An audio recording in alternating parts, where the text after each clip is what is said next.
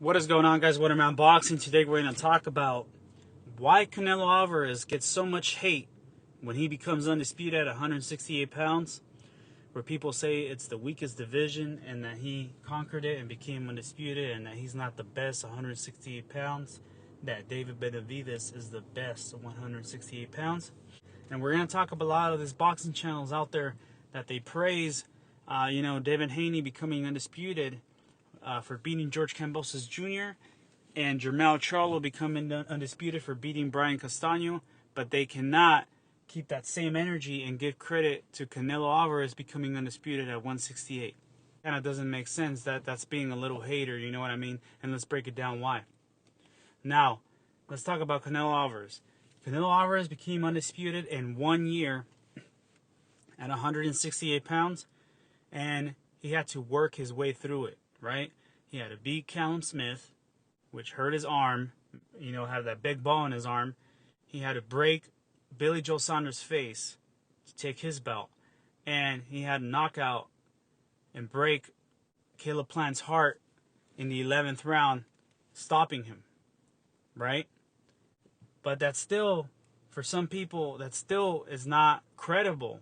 It's still, the hate is real for Canelo Alvarez because he hasn't beat the boogeyman of 168, which is David Benavidez. Well, let me just tell you right off the bat that the best 168 pounder right now is Canelo Alvarez. He's an undisputed champ, and he is the one that worked his way through to become undisputed. Let me just say this right off the bat. I congratulate every boxer because I keep it neutral and I keep it real. I congratulate every boxer for becoming undisputed. So I congratulate Jermell Charlo and Devin Haney for becoming undisputed in their weight classes, and also Canelo Alvarez. But I'm talking about some folks that can just not give credit to Canelo Alvarez, but they give all the credit in the world to these other two boxers. Well, let me just keep it real, and like I said, we got to keep those same vibes. So Jermell Charlo, he worked his way through to become undisputed in his weight class. You got to give him all the props, right? But for a lot of people, that first fight against Brian Castano, and I personally thought the same thing, was that Jermell Charlo lost that fight, and Brian Castano should have been undisputed, not Jermell Charlo. But I also mentioned in my previous videos that Jermell Charlo realized that he can hurt Castano, and that he was going to make the adjustments for the rematch, and that he was going to knock out Brian Castano and come out with the victory, which that's exactly what happened. So he had to learn from his mistakes to become undisputed. And like I said, he did become undisputed, and I congratulate him, but he did lose that first fight. Jermell Charlo, took everything away from him in that second fight and became undisputed. Now, Devin Haney, again, congratulations to him for becoming undisputed, but he fought only George Kambosos Jr.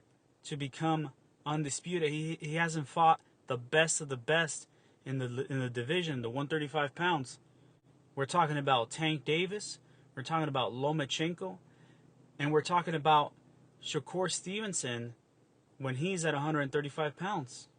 And you can throw in there Ryan Garcia, but I still personally think that Ryan Garcia has a lot to prove, you know what I mean? We'll see what kind of fight he has against Fortuna.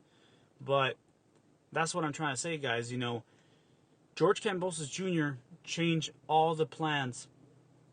Devin Haney was supposed to fight Teofimo Lopez, and it didn't happen that way.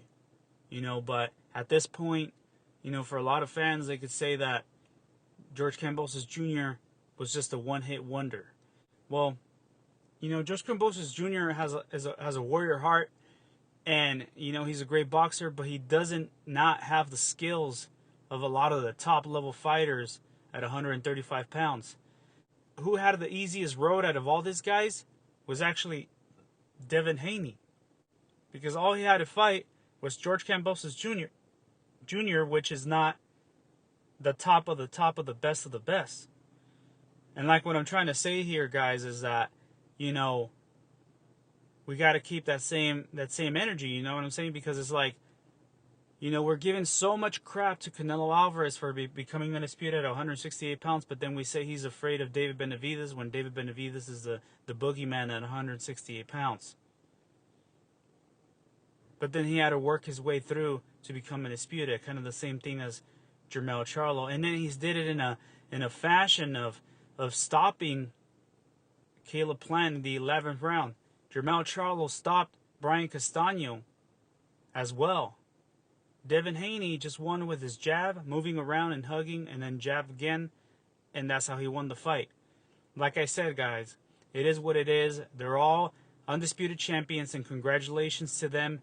But why do we have to put one man down and give all the other credit to the other guys for becoming undisputed if they were all daring to be great? I don't understand that. I don't understand that. I mean, you can just tell that people just have favoritism towards a certain type of fighters, you know what I'm saying? And that's what I'm trying to say is, like, that's what boxing is all about nowadays.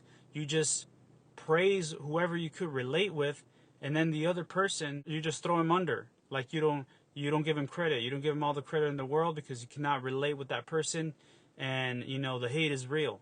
And that's what I'm trying to say, guys, you know what I mean? Anybody that becomes undisputed, they are daring to be great, and they became great, and they are great for a reason. And now it's time to defend their titles and show why they are the best of the best in their division. So that's what I'm trying to say, guys. That's the whole purpose of this video, is that we cannot put one man down and praise all the other guys when they all did the same thing. You know, let's just keep it real. Congratulations to all these three guys for becoming undisputed. And with that being said, I'm out.